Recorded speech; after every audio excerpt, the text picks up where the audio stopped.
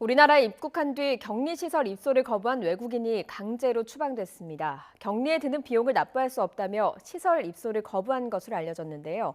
법무부 차교근 외국인 정책본부장 연결해서 자세한 내용 들어보도록 하겠습니다. 나와 계십니까? 네, 안녕하세요. 예, 네, 안녕하세요. 차규권입니다. 네. 코로나19 사태 이후에 정부가 외국인을 추방한 첫 사례입니다. 먼저 이 타이완 여성 어떤 목적으로 우리나라에 방문한 겁니까? 네, 대만 여성은 지난 4월 2일에 입국을 했는데요. 한국 관광을 목적으로 입국한 것으로 추정이 됩니다. 예, 관광 목적으로 입국을 한 것으로 추정된다 이렇게 말씀을 하셨습니다. 알려진 바에 따르면 이 타이완 여성이 격리시설 입소 비용을 납부할 수 없다는 의사를 밝혀서 추방됐다고요. 네, 그렇습니다. 예, 격리 비용이 어느 정도 되는 겁니까? 하루에 10만 원씩 해서 14일이니까 140만 원이 되겠습니다. 예, 그러면 일반적으로요, 격리가 끝난 이후에 검사 비용은 어떻게 우리 정부가 내는 겁니까? 저희가 시설 격리에 따른 진단은 우리 정부의 방침에 따라 강제로 시행되는 정책이기 때문에 예, 그 진단 비용은 우리 정부가 부담을 하고 있습니다. 예. 4월 1일부터 우리 정부가 모든 입국자에 대해서 2주간 격리를 의무화했습니다. 모르고 입국한 외국인도 있습니까? 그 제도를 시행하기 전에 우리 정부가 현지 탑승 단계라든지 또 비행기 안에서 안내 방송 등으로 대대적으로 홍보를 했기 때문에 예. 대부분은 이 사실을 알고 입국을 하고 있는 것으로 파악이 되고 있습니다. 그럼 이 타이완 여성, 추방된 여성도 알고 입국을 한 겁니까? 네, 이 여성이 4월 2일 입국을 했을 때 예. 입국 심사 단계에서 그 부분을 다시 한번 저희가 확인을 했고 예. 본인도 그러한 시설 격리 및 비용 부담에 대해서 동의를 했기 때문에 저희가 입국 허가를 했던 것입니다.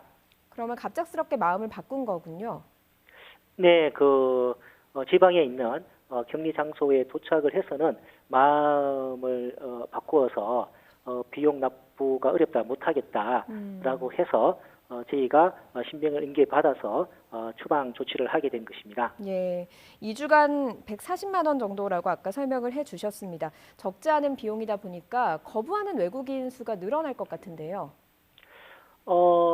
이런 대만 여성 사례 외에는 대부분의 그 단기 방문 외국인들이 대한민국 우리 정부의 조치에 대해서 다 순응을 하고 시설 입소를 하고 있는 것으로 알고 있습니다.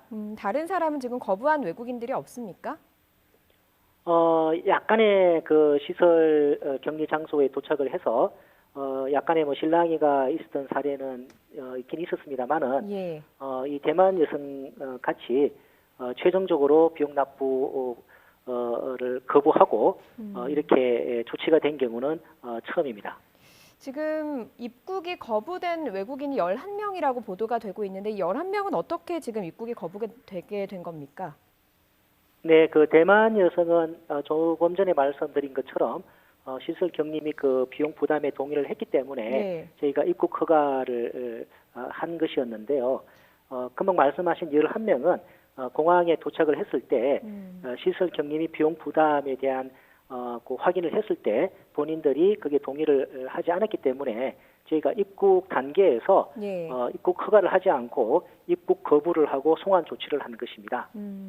그러면 이 머물 곳이 있는 외국인의 경우에는 자가격리에 들어가지 않습니까? 이 조치를 위반하는 사례들이 늘고 있습니다. 어느 정도로 파악이 되고 있습니까? 먼저 그 단기 체류 외국인은 기본적으로 머물 곳이 있다 하더라도 시설 격리가 원칙입니다. 예. 주로 이제 장기 체류 외국인, 기존에 외국인 등록이 되어 있는 외국인 같은 경우는 국내 주소지가 있기 때문에 무증상인 경우에 이제 자가 격리를 하게 되는 것이고요. 예. 그런데 최근에 이제 자가 격리 조치를 위반한 외국인 사례가 언론에 보도가 된 적이 있습니다. 네. 예. 저희는 그 사례들에 대해서 다 조사에 착수를 했습니다. 예. 특히 지금 오늘 보도된 내용에 따르면 자가격리 장소에 휴대전화를 둔 채로 외출한 베트남 유학생들도 있었습니다. 조사가 진행이 되고 있습니까? 그 사안이 토요일 언론에 보도가 되었습니다. 예. 저희 법무부는 이 사안이 매우 엄중하다고 판단을 해서 일요일임에도 불구하고 어제 통역까지 다 준비를 해서 군산시의 협조를 받아서 이 학생들을 다 불러서 소환 조사를 어제 다 마쳤습니다. 예. 이 베트남 유학생들의 경우에는요. 휴대전화를 집에 놓고 갔으니까 알 수가 없는 상황 아니었습니까? 그래서 유선전화 점검 과정에서 적발됐다 이렇게 알려져 있는데 법무부에서는 이런 경우들에 대해서 어떤 대책을 또 준비를 하고 계시는지요? 네, 자가격리 앱이 설치된 휴대폰을 고의로 두고 간 경우는 예. 방역 당국의 방역 노력을 훼손하는 측면으로 침해하는 것이기 때문에 법무부는 이 사안을 매우 엄중하게 보고 대처할 계획입니다. 예. 또 지금 이 베트남 유학생 말고도요. 격리 조치를 위반한 수원 영국인, 그러니까 스크린 골프를 치러 간 것으로 알려졌죠. 확진 판정을 받았는데 확진자 5명이 또 있는 것으로 알고 있습니다. 이들에 대한 조사도 진행되고 있습니까?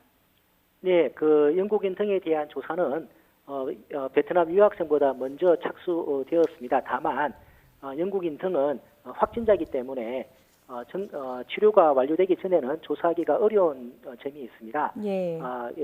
치료가 완료되어서 격리가 해제되는 대로 저희가 조사를 할 계획입니다. 예. 지금 자가 격리된 사람들 중에는 해외 입국자가 많은 것으로 알고 있습니다. 얼마나 됩니까?